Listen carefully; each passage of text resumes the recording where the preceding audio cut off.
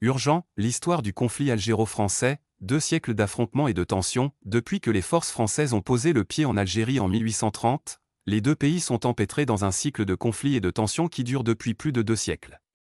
C'est une longue histoire d'occupation, de révolution, d'indépendance et de crise diplomatique qui jette encore aujourd'hui une ombre sur les relations entre les deux pays. Comment ce conflit a-t-il commencé ? Quelles sont ses étapes les plus importantes ? 1830, l'invasion française, le début sanglant, le 5 juillet 1830, l'Algérie tombe sous occupation française après une violente campagne militaire qui renverse le sultan ottoman au pouvoir. L'invasion n'était pas seulement une occupation militaire, mais le début d'une ère de colonisation, au cours de laquelle la France a pillé les ressources, confisqué les terres et imposé une identité française aux Algériens. Résistance algérienne, des révolutions qui ne s'arrêtent jamais. Mais le peuple algérien n'a pas accepté l'occupation en silence.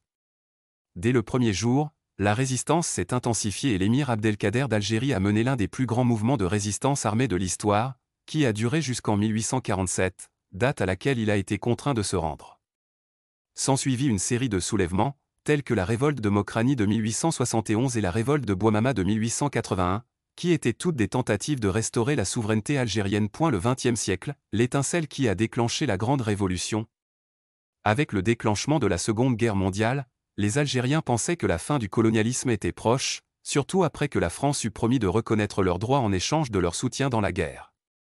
Au lieu de cela, la réponse française fut le massacre du 8 mai 1945, au cours duquel les forces françaises tuèrent des milliers d'Algériens qui réclamaient l'indépendance. Ces massacres ne furent que le début d'une révolution majeure qui allait changer le cours de l'histoire. 1954, la révolution de libération, la naissance de l'Algérie indépendante, le 1er novembre 1954, le Front de libération nationale lance une lutte armée contre l'occupation, déclenchant une révolution sanglante qui dure 8 ans et devient l'une des guerres d'indépendance les plus violentes de l'histoire.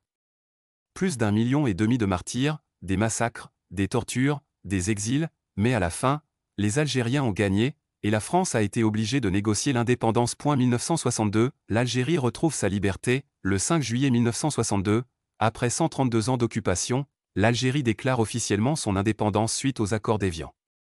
Ce fut un moment historique, mais malgré la fin du colonialisme, les tensions entre les deux pays ne cessèrent pas l'après-indépendance, une lutte permanente. Même après l'indépendance, les crises ont continué entre l'Algérie et la France, dont les plus importantes étaient, dossier mémoire coloniale, l'Algérie exige que Paris reconnaisse pleinement ses crimes coloniaux, tandis que la France hésite à présenter des excuses officielles. Crise diplomatique récurrente, tensions sur les questions de visa, d'immigration et déclarations politiques françaises qui irritent l'Algérie. Influence française en Algérie, malgré l'indépendance, la France continue de maintenir son influence économique et culturelle en Algérie, une question controversée. Conclusion, le conflit restera-t-il ouvert ?